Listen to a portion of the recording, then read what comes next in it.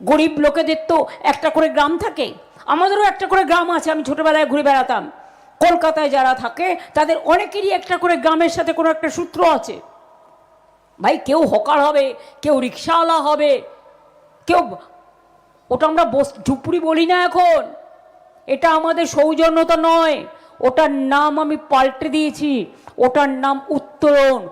ওখান থেকে ছেলে মেয়েরা MA পাস করছে, BA পাস করছে, ডাক্তার হচ্ছে, ইঞ্জিনিয়ার হচ্ছে। খবর রাখো। বল তোমরা ঝুপড়ি দেখলেই আগুন লাগাও, আমরা এটা করি না। আমরা ভালোবেসে তাকে উঁচুতে ওঠাই। দেখবেন সব বস্তির নাম হয়ে গেছে উত্তরণ, এবং বাংলার বাড়ি করে দেওয়া হচ্ছে। যাদের জমি এবং যারা ভাড়াটে তাদের নিয়ে একটা প্ল্যান করা হয়েছে, দরকার 4-5 তলার বাড়ি করে দেবে, সবাই মিলে একসাথে, যে যে ছিল সে সেই থাকবে, যাতে কোনো দিন তাদের সরাতে না পারে। এই প্ল্যানও তৈরি হয়ে গেছে এবং চলছে, অনেক জায়গায় হয়েছেও।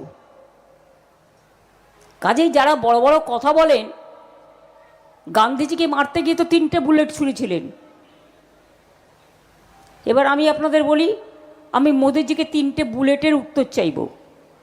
এটা গণতন্ত্রের বুলেট, খুন খারাপি নয়, শান্তির।